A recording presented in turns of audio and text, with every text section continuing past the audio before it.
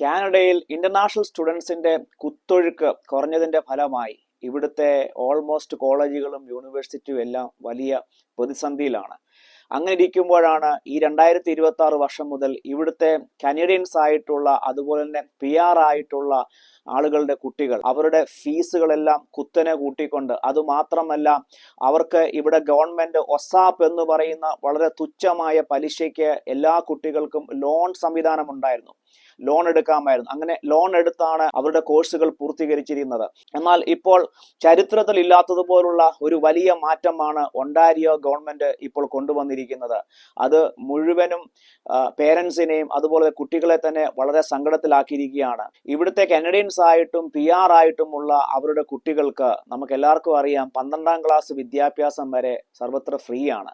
അതിനുശേഷമാണ് കോളേജുകളിലേക്കും യൂണിവേഴ്സിറ്റികളിലേക്കും അവരുടെ മക്കൾ വിദ്യാഭ്യാസത്തിനായിട്ട് പോകുമ്പോൾ നമ്മുടെ ഇന്റർനാഷണൽ സ്റ്റുഡൻസുമായിട്ട് കമ്പയർ ചെയ്യുമ്പോൾ അവരുടെ കുട്ടികൾ വളരെ തുച്ഛമായ ഫീസ് മാത്രം കൊടുത്താണ് ഇവിടുത്തെ പ്രമുഖ കോളേജുകളിൽ നിന്നും യൂണിവേഴ്സിറ്റിയിൽ നിന്നൊക്കെ അവരുടെ കോഴ്സ് പൂർത്തീകരിക്കുന്നത്. എന്നാൽ ഇപ്പോൾ ഈ 2026 മുതൽ പുതിയ കാനഡ ഗവൺമെന്റിന്റെ പ്രത്യേകിച്ച് ഒണ്ടാരിയോ പോലുള്ള വലിയ പ്രൊവിൻസിൽ അവരുടെ പ്രീമിയർ തന്നെ മുന്നോട്ട് വന്ന് ഒരു വലിയ ഞെട്ടിക്കുന്ന പ്രഖ്യാപനം തന്നെ നടത്തിയിരിക്കുകയാണ്. നിലവിലെ നിയമം അനുസരിച്ച് ഒരു കുട്ടി അതിന്റെ കോഴ്സിൽ ഒരു വർഷം ഏതാണ്ട് $10,000 കോഴ്സ് ഫീ ആയിട്ട് കൊടുക്കേണ്ടതെങ്കിൽ അതിന്റെ 15% മാത്രം ലോണിലേക്ക് പൈസ അടച്ചാൽ മതി. ബാക്കി 85% ലോൺ എടുക്കുന്ന പൈസ അവർക്ക് ഗ്രാൻഡ് ആയിട്ട് തിരിച്ചടയ്ക്കേണ്ട പൈസ അവരുടെ ചെലവുകൾക്കും മറ്റു കാര്യങ്ങൾക്കൊക്കെ ആയിട്ട് ആൾക്കാർ ഉപയോഗിക്കാമായിരുന്നു. എന്നാൽ പുതിയ നിയമം അനുസരിച്ച് അത് നേരെ തിരിച്ചിരിക്കുകയാണ്. അതായത് 15 പകരം അടയ്ക്കേണ്ടതായിട്ടുള്ള തുക അത് 25% ബാക്കി 75% ലോണിലോട്ട് തിരിച്ചടയ്ക്കണം എന്നുള്ള ഒരു വലിയ ഷോക്കിംഗ് ന്യൂസ് ആണ് ഇപ്പോൾ ഗവൺമെന്റ് ഇവിടെയുള്ള മാതാപിതാക്കൾക്കും കുട്ടികൾക്കും കൊടുത്തിരിക്കുന്നത്. അത് മാത്രമല്ല, ഇവിടെ PR എടുത്തതായിട്ടുള്ള അനേകം ആൾക്കാർ ആശ്രയിക്കുന്ന ഒന്നാണ് പ്രൈവറ്റ് കോളേജുകൾ. ഇനിയും പ്രൈവറ്റ് കോളേജുകൾക്ക് ഒസാപ്പ് അനുവദിക്കുന്നതല്ല. അഥവാ ഡിപ്പെൻഡ് ഓൺ നമ്മൾ എടുക്കുന്ന കോഴ്സിനനുസരിച്ച് ഒസാപ്പ് അനുവദിച്ചാലും 5 പൈസ പോലും ഗ്രാൻഡ് അനുവദിക്കത്തില്ല. നമ്മൾ എടുക്കുന്ന മുഴുവൻ തുകയും നമ്മൾ തിരിച്ചടയ്ക്കേണ്ടതാണ്. ഇതിന്റെ പ്രധാന ഒരു കാരണമെന്ന് പറയുന്നത് നമുക്ക് എല്ലാവർക്കും അറിയാം, ഇപ്പോൾ ഇന്റർനാഷണൽ സ്റ്റുഡൻസിന്റെ വരവ് നിശ്ചലമായതോടുകൂടെ ഇവിടുത്തെ കോളേജുകളും യൂണിവേഴ്സിറ്റികളെല്ലാം വലിയ പ്രതിസന്ധിയിലാണ്.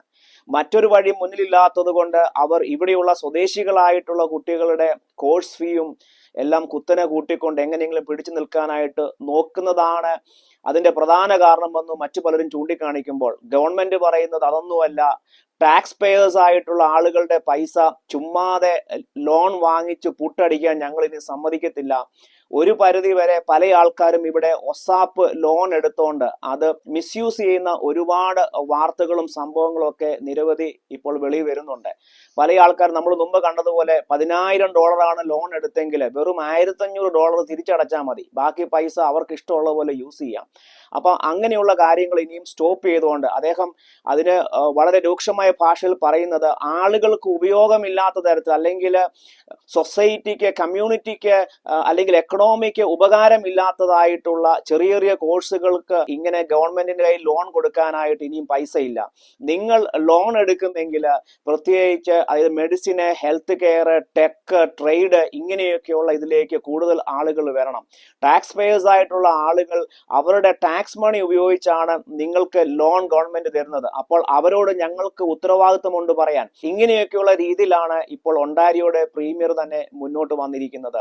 എന്തായാലും ഈ ഒരു സംഭവത്തിന് ശേഷം ഓൾ ഒണ്ടാരിയോയിലെ തന്നെ പല സ്കൂളുകളും അധ്യാപകരും അതുപോലെ തന്നെ കുട്ടികളും തന്നെ വരും ദിവസങ്ങളിൽ വലിയ പ്രക്ഷോഭത്തിലേക്ക് പോകാനുള്ള എല്ലാ തയ്യാറെടുപ്പുകളും എടുക്കുകയാണ്.